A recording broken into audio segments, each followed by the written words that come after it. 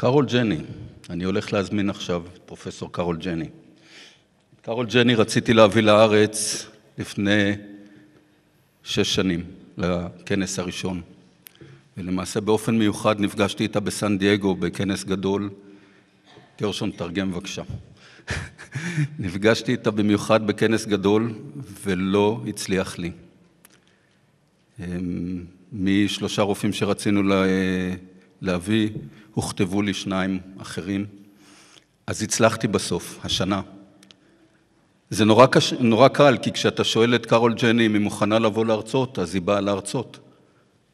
לא משנה איפה זה, זה יכול להיות בטימבוקטו וזה יכול להיות בכל מקום. היא רוצה להעביר את הידע הלאה. אז מי זאת פרופסור קרול ג'ני? יהודית בטח מכירה אותה יותר טוב ממני. אז היא זכתה בתעודת הוקרה באוניברסיטה של פנסילבניה. בהמשך היא עבדה באוניברסיטת וושינגטון ובאוניברסיטת קולורדו. משם היא עברה לפרובידנס, רוד איילנד, ושם היא הקימה וניהלה את התוכנית להגנת הילד בבית החולים הסברו. היא הייתה יושבת הראש של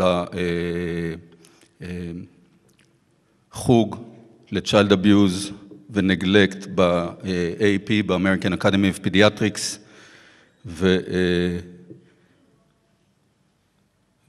והייתה חברה, וכרגע היא יושבת הראש של הקומיטי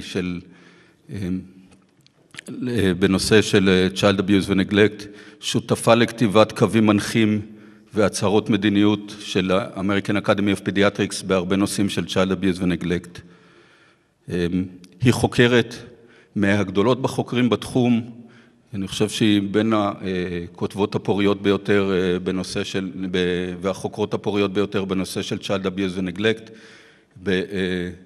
בתחומים רבים ומגוונים, ובשנים האחרונות את עיקר המחקרים שלה היא מקדישה לתחום של מה שנקרא היום חבלות ראש מכוונות, Abusive Head Trauma, מה שפעם קראו Shaken Baby Syndrome. Carole, I'm very happy and glad to invite you here, and I'm honored that you agreed to come. So.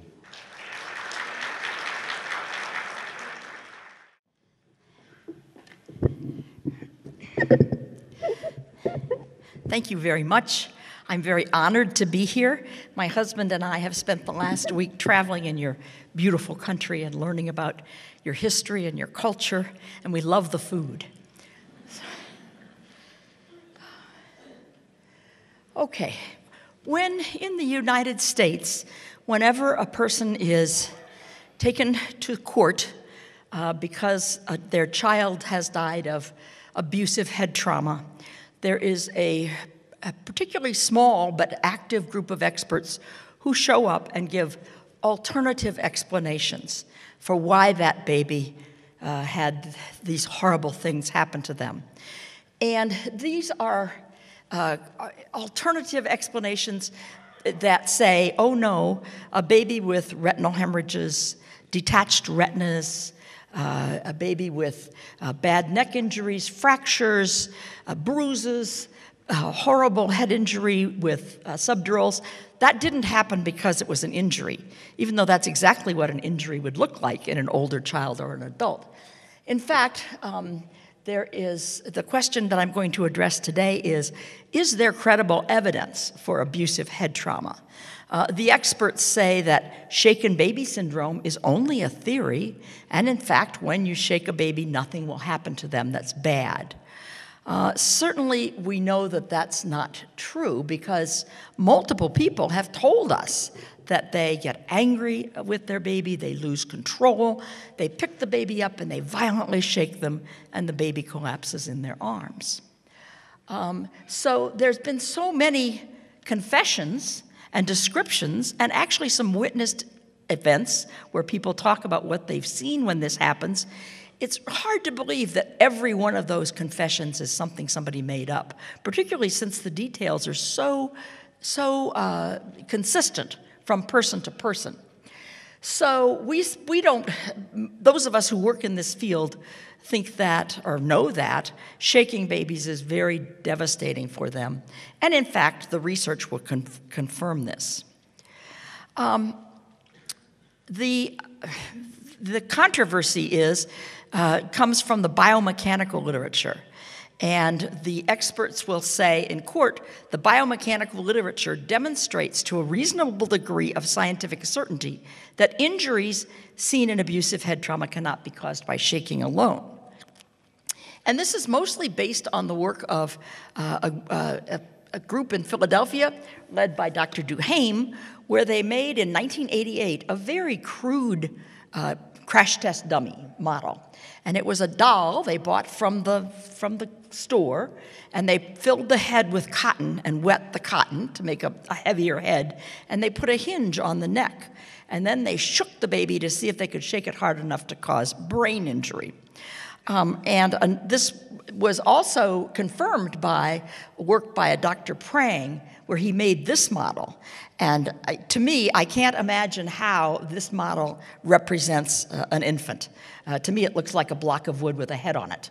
But he says that he proved that you can't shake a baby hard enough to hurt them. What they're measuring when they shake these models is rotational acceleration. That is how quickly the velocity of the head rotation changes back and forth with violent shaking. And people over the years, who cares how fast the head rotates? Well, it turns out that that's a proxy measure for strains in the brain. So through adult studies and animal studies, they have determined that the faster the rotational acceleration, the more strain there is on the brain tissue, the more damage to the brain tissue and to the vessels surrounding the brain. So that's why people talk about rotational acceleration as a measure of head injury. It's basically the best we can do because we really can't measure the strain inside the brain tissue itself in a reasonable way. So what is the problem with using biomechanics to evaluate these cases? Well, first, injury thresholds in infant brains have not been established. And the assumption that these folks make is that an infant brain is exactly the same as an adult brain. If any of you have ever gone to the autopsy table, when you pull out an adult brain, it's kind of solid, and I like to call it silly putty. Do you have silly putty? You know what silly putty is? Yeah, anyway, it's got this semi-solid, but really it's not very liquid. But when you pull out a baby brain, it can fall apart in your hands. It is so delicate. We know that infant brains have much higher water content, many different biomechanical characteristics, much lower protein content, and are just more vulnerable. So the fact that we've never established an injury threshold for the infant brain really makes the biomechanical studies irrelevant, because you need to know how much is too much before you say that this baby's not going to be hurt. The injury levels that we use in adults are largely derived from adult animal models, primate models. And the infant brain is so very different than the adult primate brain. We know that infants are not little adults. And what people who say that you can't shake a baby hard enough to hurt them assume is that you can take the adult injury threshold and scale it based on the size of the brain alone, and then say you can't reach injury thresholds. But that assumes that the brain is exactly the same as an adult brain. It's not the same shape. It's biomechanically different. It's biochemically different. Its basic substance is so different than an adult brain that this is really a flawed assumption.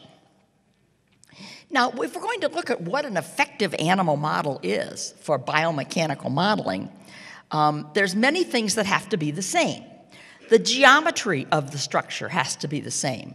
That's not true. Adult brains and animal brains have a very different geometry than baby brains. The composition of the materials must be representative. Again, this is false. The deformation and the biomechanical characteristics of the material must be similar. Again, this is false. And finally, the brain's response to injury must be the same. And again, this is false. One of the things we know is that baby brains have a markedly different response to an injury event or a rotation event than an adult brain. So their biomechanical response to trauma is very different than the biomechanical response to the adult brain. Babies are born with many more neurons than they need. And in the first year of life, they prune away almost half of the neurons and keep the ones that are useful and develop useful pathways and get rid of the noise, basically. So the mitochondrial, the metabolic machinery in the baby's brain is geared up to destroy tissue. That's what they do. That's normal. But when you have an event that traumatizes the brain, the infant response is markedly more robust than the adult response. So we're really looking at a completely different injury threshold and mechanism. Also, excuse me, the immature nervous system has very poor autoregulation of cerebral blood flow. You'll probably remember that, that the cerebral blood flow is regulated completely different than the rest of the blood flow in the body. And that is because it's important to protect the circulation of the brain when the body is in trouble. Babies, upon a rotational event or a traumatic injury event to the brain, will have a profound period of low blood pressure in the head, leading to low levels of oxygen in the brain. And we often see in babies that have been abused, they come in with the entire brain destroyed. This is probably secondary to, perhaps is secondary to this difference or inability to regulate the blood flow in their brain. Okay. And the secondary metabolic response to injury is markedly different. We talked about the apoptosis or pruning of brain cells and how the infant brain can actually very effectively destroy itself. And so it's really important to remember that that metabolic injury is not the same as in adults, which makes babies much, much more vulnerable. So there is overwhelming evidence that the response to a given injury in an infant is much worse than the response to a similar injury in a grown-up, in an adult. Now, I'm going to stop each section when I go on to a new controversy and give a picture.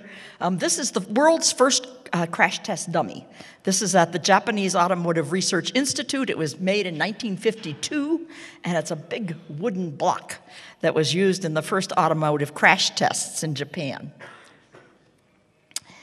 Okay, now, many people are postulating that the subdurals we see in abusive head trauma are really pre-existing subdurals that have grown over time and suddenly the baby collapses. And the question is there any evidence that, in fact, a normal, healthy, you can open that for me if you don't mind, a normal, healthy baby can collapse after being perfectly normal months later because they had a subdural at birth? Well, subdural hemorrhages are hemorrhages between the brain and the skull, and they are classic for trauma, particularly in infants. That's the most common cause of subdurals in infants. Well, we do know that subdural hematomas are common after birth, even in normal births in asymptomatic babies. About 46% at least will have bleeding around the brain. But think of the birth experience coming down the birth canal. The pressures, the forces that are put on the head are really quite extraordinary. And the fact that there would be a few small torn vessels around the brain is not that surprising, given the experience of birth. Most babies who have these are completely asymptomatic, and the hematomas resolve within a month and leave no residual problems. In addition, most of these hematomas that we see at birth are what we call around the tentorium, or in the posterior fossa, in the back part of the brain, whereas most of the hematomas we see in trauma are up front and high and on the sides of the brain. And again, in prospective studies, all birth subdurals heal without persistence or without symptoms, particularly if the child doesn't have brain damage. Because as the brain grows, it expands the skull, and there's no room between the skull and the brain, and that hematoma gets thinned and pressured, and it goes away. So this is what hematomas look like after trauma. And they're in a very different place. You'll often see hemorrhage of different ages, old hemorrhage and new hemorrhage, and they don't look like birth subdurals. This is a birth subdural in a child that had a very traumatic birth, but you can see the subdural bleeding is mostly posterior. So can the subdural hemorrhages we see at the time the child's admitted to the hospital, if they have been normal for months, can those be rebleeds into old subdurals? One thing we know is that once children get severe head injuries and they have a subdural hemorrhage, they will often ooze low pressure venous blood around the existing subdural, particularly if, as part of their brain injury, their brain is shrinking. So nature abhors a vacuum, and you can't just have a place that has there can't be nothing there. So as the brain shrinks, there is room for more subtle bleeding around the old clot. But for those of you who follow infants in the hospital who've had brain injuries, traumatic brain injuries, you often will find a very small rebleed on routine CTs, on routine follow-up. And it's not, in fact, their symptoms don't change. They don't see a marked state. And in fact, there is no evidence that a baby that is perfectly healthy and perfectly fine will suffer a huge collapse, a brain collapse, and death or near death because of an oozing in an old subdural. So low-pressure rebleeds into existing subdurals from minor trauma do not present as serious brain injury. One of my colleagues in Philadelphia, one of my friends who's a pathologist, says, when you compare the size of a bridging vein that goes from the skull to the brain, which is what causes subdurals, and when you compare the size of those vessels to the size of the vessels that surround the old subdural as it's healing, the bridging veins carry 90,000 times more blood than the little tiny capillaries. So to say that a child dies from a rebleed of an old subdural would be similar to saying the patient bled to death because they picked a scab.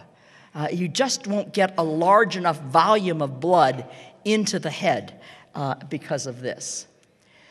So when you see a rebleed of an old subdural, in fact, it can be a rebleed of an old subdural. It can be new bleeding, but again, it's not likely to cause massive collapse in the infant. It could be what we call a hyperacute subdural, and on some subdural blood in the brain, if it's brand new, if it just occurred, it can look like old and new subdurals, so you need to have a very sophisticated radiologist helping you to read your films. It may be an old injury unrelated to the acute injury, but again, if it's an old injury, you're not likely to see massive collapse at the time the new injury occurs. And I think rather commonly, it's a new assault on a previously abused child, because that can look like old and new subdurals. So there is no credible scientific evidence that rebleeding of an old subdural causes retinal hemorrhages. As you know, a classic sign of abusive head trauma is massive retinal hemorrhages in the eyes. These are bleeds on the back of the eyeball that are very characteristic and really rarely occur in other conditions. And there is absolutely no evidence that a rebleed of an old subdural will cause these kinds of changes in the eyes. Okay, this is my granddaughter on the first day of school, and we'll go on to the next controversy. The latest controversy, or the latest theory that is presented in court frequently, is that children choke, dysphasic choking. They choke on their bottle, they vomit, and they choke a little, aspirate a little vomitus and choke, and that causes the acute life-threatening events, subdurals, and retinal hemorrhages. Now, what is the evidence that a child who chokes on their bottle is going to end up with massive head trauma? I can tell you, if that were true, we would not all be sitting here today. The mice would rule the rats would rule the world. So this is a very flawed hypothesis that is based on one single falsified case report. A group of expert witnesses testified in a case, and they testified that the baby did not have a bad head trauma. In fact, the baby choked on his formula, and that's what caused his retinal detachments and his severe retinal hemorrhages, his severe brain damage, and his severe bleeding in his head. And the people who published this paper did not disclose that, in fact, they had never taken care of the baby. They did not disclose that the baby had other injuries and fractures. They left that out of their case report. They did not disclose that they were paid expert witnesses. And so it was a really very falsified case report. They also didn't disclose that the person was convicted of killing their baby. The conviction was upheld on appeal by both district and state Supreme Courts.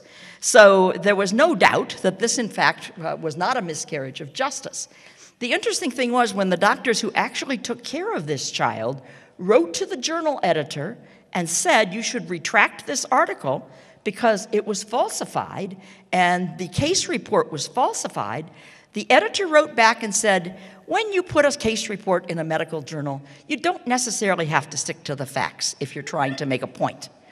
He honestly said that in a letter, which one of my friends is writing up this whole scenario to be published soon in Pediatrics, the journal. And I think it's going to be in an ethics article, actually. It's going to be very interesting to see what the response to that ethical dilemma is. Moving on to the next controversy. Next controversy is one that comes up frequently where radiologists say that subdural hematomas that we see in abused babies are actually caused by primary venous sinus thromboses, thrombi. The blood that runs into the brain is collected in these large vessels, and then these large vessels will carry that blood back to the heart and to become oxygenated blood again. And the theory is that these large vessels clot, and that leads to bleeding between the brain and the skull, and that's what we're seeing. We're not really seeing children who have been traumatized. But venous sinus thrombosis looks very different on imaging studies than abusive head trauma or subdural hemorrhages. Here's an example of a clot of one of these large veins. This is actually a child that I took care of who mother was jogging, and she decided, or taking a walk, and she decided she would breastfeed at the same time. And she had the baby, it was a cold day, and she had her coat around the baby, and she realized the baby was very limp. And she opened up her coat, and the baby was dead. But when he was resuscitated and brought to the hospital, he had large clots in his brain from this terrible suffocation event. That looks very different than trauma, and this is subdural hemorrhages between the brain and the skull that doesn't look at all like what we see on children who have venous sinus thrombosis. Is there any evidence that dural sinus thrombosis causes subdurals and retinal hemorrhages? And the answer is absolutely none. In fact, in one very large review of the literature, the only children who had subdurals and venous sinus thromboses were newborns, because normal newborns frequently have subdurals, and they are also at increased risk for venous sinus thrombosis. They're, quote, hypercoagulable, or their clotting system is ramped up.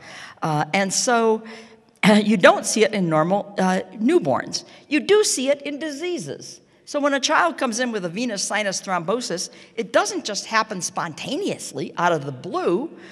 They have an underlying disease like a clotting problem or kidney disease. They may have an inflammatory disease like lupus or inflammatory bowel disease. Certainly these DSTs are very common in pregnancy, or more common in pregnancy and right after pregnancy. And also they're more common in people who take hormonal contraception. So how many 6-month-olds take hormonal contraception, I'd like to know. You can see it with meningitis and severe infections, but the most common cause is severe dehydration. So you have a child who comes in terribly dehydrated with a high serum sodium, and they will be the child that would most likely have a venous sinus thrombosis. Healthy kids don't just fall over with a dural sinus thrombosis. They have underlying severe health problems, and it develops as a complication of their underlying disease. And one study found no subdural hemorrhages in children with dural venous sinus thromboses who were not also newborns.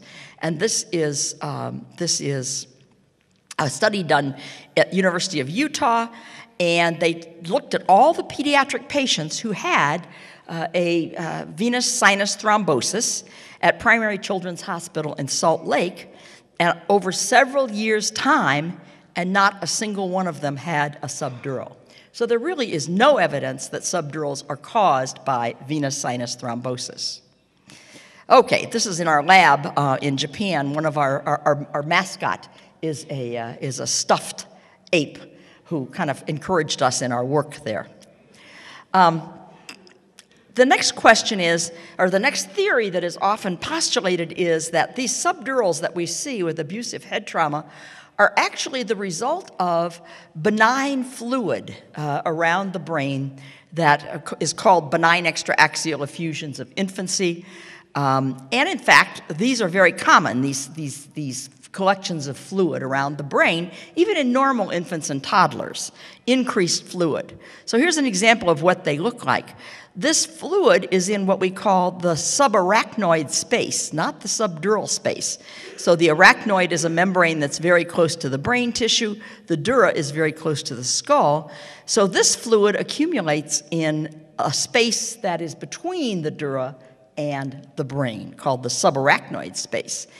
And when you look at these children, you can see on Doppler studies, you can see vessels running through that subarachnoid space. This is a child with benign extraaxial effusions of infancy, or benign subarachnoid space effusions. That looks very different than this child who has, this is the subarachnoid space that was large in the other child. This child has a very large subdural space, which is pressing on his brain and flattening it out. And that's because he has a subdural hematoma, which is in a different compartment around the brain. It's not in the subarachnoid space, it's in the subdural space, where there's been tearing of the bridging veins between the brain and the large venous sinuses. So we know that this fluid is subarachnoid, it's not subdural fluid. And there's no evidence in the medical literature that subdurals can result from benign extraaxial fluid in infancy because the extraaxial fluid of infancy is in a different space completely. Now that said, we have seen children who have those very large subarachnoid spaces who may have a simple fall and they happen to find a very localized small subdural at the site of injury, but they don't have brain injury, they're not symptomatic, they don't collapse, they don't stop breathing, and they don't have retinal hemorrhages. That's my group I work with in Japan. The next thing I'd like to talk about is very popular in the US, and that is adverse effects of vaccines cause subdurals and retinal hemorrhages and collapse.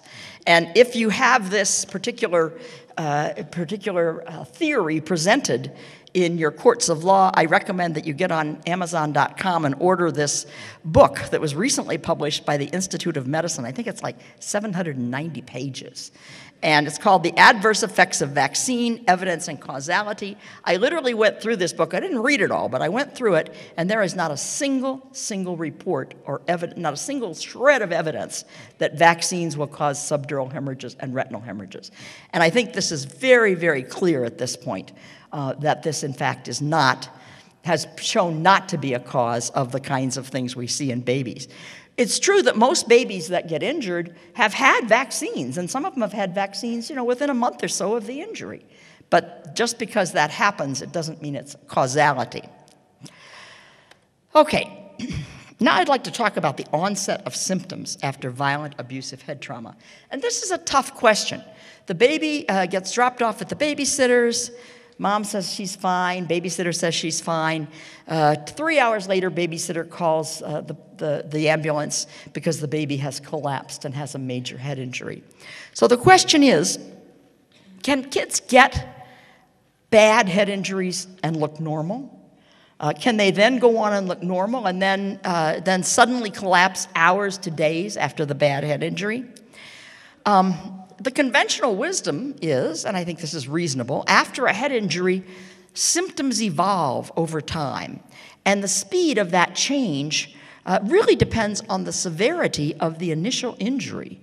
So if the symptoms generally go from the injury to a stunned appearance, I'm so impressed with parents when they tell you what happened, when they tell you they shook the baby or they slammed the baby and the baby stopped breathing, the first thing they'll say is, the baby made these funny noises. And they make this kind of gasping noise. I think they must have a huge epinephrine rush. And they're responding for the fight or flight response, except they can't fight and they can't flee. So they sort of get this initial stunned appearance with this peculiar breathing, which then leads to an altered level of consciousness, vomiting, convulsions, coma, and in some cases, death. And how quickly you go down this cascade of symptoms depends on the nature and severity of the initial injury, and how far down you go depends on the initial injury, because not every child that gets a head injury is comatose or dies. I think there's very good evidence that infants demonstrate symptoms immediately after the injury. So you really want to look for the time when the baby changes from normal to not normal. And these symptoms can progress over time, but they can also wax and wane. They can get better and they can get worse. But can an infant look normal after a serious head injury? To this, I would like to actually present a case, and this was a confession. Father confessed to what happened to the baby. On a Thursday, he babysat the 6-week-old baby. He got very angry, and he shook the baby violently. And, quote, the baby fell asleep. Well, was he asleep or was he semi-comatose or comatose? This was about 10 in the morning. Mother came home about 5 at night, and Dad said, oh, I just fed him, let him sleep. He's doing fine. I gave him a bath and fed him. In fact, he had been, quote, asleep since 10 in the morning. So Mother said, okay, but she didn't wake the baby. And at Friday in the morning, the next morning, Mom was very concerned because the baby was not himself. She thought something was wrong with him. She couldn't put her finger on it. He was eating, and he didn't vomit, and he was more or less alert, but she thought he was not reacting to her in the way he normally did. All day long, she wanted to take the baby to the ER, to the emergency department. And Dad said, oh, no, he's just coming down with a cold. Just ignore it. And finally, that evening, because she was so concerned that the baby was not normal, she took the baby to an emergency department where an emergency doc did an evaluation and said, baby looks fine to me. I think you're just anxious young parents. So that was on Friday, and Mother describes that over Saturday and Sunday, the baby gradually looked better. Not really up to normal, but was looking better over time. And by Monday morning, Mom thought the baby was just fine, looked like his normal self. On Tuesday, Dad babysits again, shakes the baby violently, the baby collapses and dies immediately. And on autopsy, this is what was found. These shearing tears, these tears of the brain at the gray-white matter junction in the frontal lobe of this baby, as well as what we call diffuse axonal injury, bleeds in the deep white matter, subdurals, bad retinal hemorrhages, etc. On neuropathology, when the pathologists studied this, they said, this is an old bleed. This was starting to heal. It had occurred 5 days before. And then these were all brand new injuries, and there were actually other shearing tears that were brand new as well. And I was amazed that a baby with a hole in his brain can look normal. Even to his mother, 4 days later, he looked pretty good. And so when I showed this picture to Lucy Rourke-Adams, a very prominent neuropathologist in the U.S., she said, well, look, that hole in his brain that's 5 days old, that's in his frontal cortex. He doesn't use that part of his brain. He doesn't do higher math. He doesn't read. He doesn't walk. All of those higher level functions have not yet kicked in. So what we're looking at in this baby were very subtle symptoms of his initial injury, which got better over time. And then when he had the acute injury, he had lots of bleeding and tears in the brainstem, and that would have caused immediate loss of consciousness, immediate loss of breathing, and death. So she said this does not surprise her because the part of the brain that showed that injury, that older injury, was not something that babies use, which shows us it's very difficult to diagnose abusive head trauma. There's a group of studies done by a group in Pittsburgh where they're looking at infants who come into the ER, to the emergency department, with vomiting and irritability, but no fever. And they have found that some of those babies are going to end up having abusive head trauma. So that vomiting and irritability in the absence of fever in a baby is very concerning for possible abusive head trauma, and it's certainly something that needs to be reviewed. But my take-home message from this case is that we need to be extremely cautious when we evaluate histories, relating them to injury timing, and the history should be meticulous and detailed. We need to watch for subtle and not so subtle changes in the infant, and also, consider alternative hypotheses. Maybe the person who was with the baby when he collapsed didn't do it. Maybe that baby had a gradual downhill slide. But you should be able to get that out of a carefully done history. I still think that when a baby has been severely injured, they're not going to look normal. And even in this case, although the doctor missed it 24 hours later, 36 hours later, the mother certainly understood there was something wrong with her baby. There's been a nice study done by Suzanne Starling and colleagues where they found that in 52 cases where the time of onset of symptoms was described by the perpetrator who confessed to abusing the child, they appeared immediately. In 5 of the confessions, timing was less clear, but certainly the babies had all been changed within 24 hours, and none of the children were described as behaving normally after the event. So I think it's very important to go back days in your history and say, is this normal, is this not normal? This is a picture of what kind of hawk, Tom? Red tail? Oh, a peregrine falcon. Oh, my husband's a birder. A peregrine falcon over Providence, which I thought was kind of cool. All right, neck injuries. Let's talk about the neck in babies. One of the things that happens in shaking is you have an enormous amount of flexion and compression of the neck, of the infant neck. You'll remember that babies are the only primates that are born with that floppy head that they can't hold up. When you see baby monkeys, they're born and they crawl up mom's stomach and start nursing. Or baby giraffes with that huge long neck. Within 5 minutes they're standing up looking around. But infants have a very vulnerable neck. And subtle changes in the infant neck can happen after shaking that can cause hypoxia and can affect the outcome, or low oxygen level and affect the outcome. Bleeding and injury to the nerve cells themselves can often occur right at the junction of the brain and the spinal cord, at what we call C1. And the importance of neck injuries is still being studied. But this is some pictures from Dr. Rourke where she shows this, bleeding just very high in the cord. And then here it is, blood inside the cord, and also in the nerve roots of the cord in an infant who has been shaken.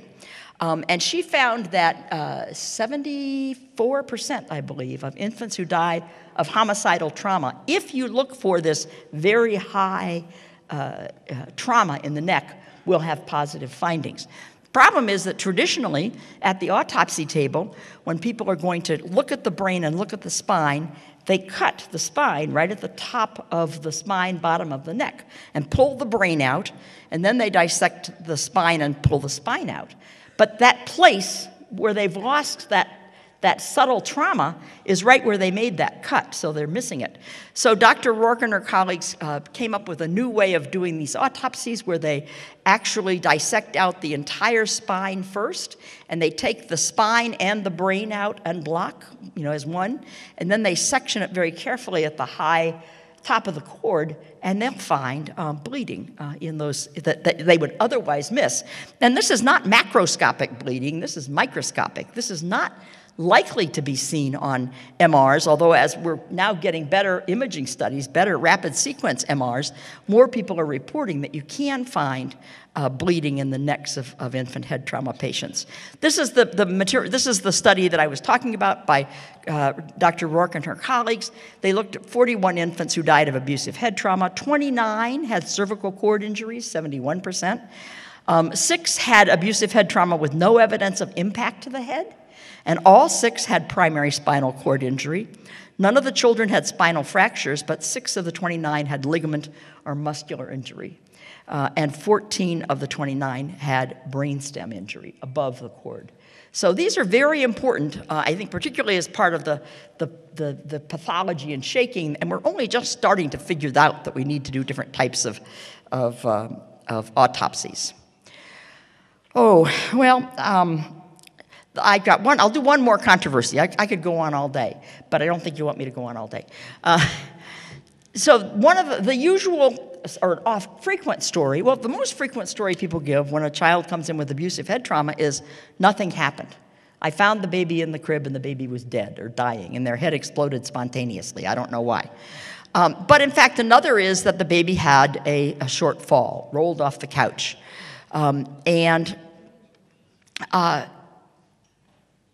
When people say, oh, the infant may have been dropped, it is because injury thresholds for infants are not precisely known, but actually in injury scenarios that have been analyzed, you can get a subdural from 1 to 2 feet fall to a hard surface. But they're localized. They're small subdurals without brain injury and without retinal hemorrhage. So a little tiny subdural at the point of impact is not going to be something you would immediately think was abuse. In terms of kids who have bad brain injury and bad retinal hemorrhages as a result of a simple fall, there's one case report in the literature. And the case report is the story of a baby who was 3 months old, and the mother propped him up against the couch and left him in a standing position and walked away. And walked across the room, and the baby fell over and had retinal hemorrhages and had an ALTI, an acute life-threatening event. And so the author of the paper said it appears that at least for a drop or fall scenario, it would be possible for this baby to have suffered a subdural and the consequences. It turns out that one of my fellows years ago, and we never published this because we didn't have human subjects, but we should have. Anyway, we never published it. But she went to all the house officers who had 3-month-old babies and videotaped them, putting them on the couch, leaning them up against the couch as described in this scenario. Well, what happens when you lean a 3-month-old baby against a couch in a standing position? They just slump. We call it the Noodle baby video. So we have pictures of a dozen babies, a dozen Noodle babies that are 3 months old. You put them up against the couch, and they immediately slump down. You can't put them on the couch and walk across the room. It just is not possible in a child that age. So the hypothesis is, of course, that short falls kill babies. I think that there's been an enormous amount of literature, and a very good paper by Chadwick was done in 2008 that reviewed the entire literature on short falls in children less than 5. And a short fall is defined as a fall less than 1.5 meters. And Chadwick said the risk from falls among children under 5 is less than 1.5 per million. Less than 1 in 1.5 million, or 0.5% of a million children. Now, that's probably an overestimate, because these included estimates that were unwitnessed.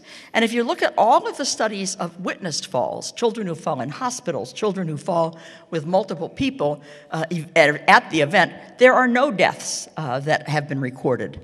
We used to think that, in fact, if you looked at the frequency of the symptoms after a fall or after an inflicted brain injury, and then look at the severity of the clinical presentation, there was some overlap. So there would be some shortfalls that have very severe outcomes and some intentional injuries that may overlap in terms of the injury severity and clinical presentation.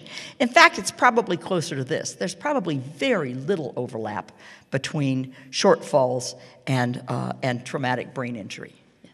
5 minutes. Oh, okay, well, I'm done. I just want to put up this picture of Jenny and Geddes, who is the person who started the whole hypoxia generates subdurals hypothesis, so I just want to know that I'm a very friendly person and hold no grudges.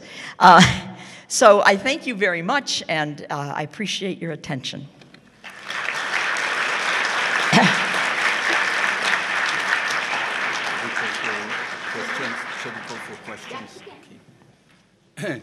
כמה שאלות לאנשים יש?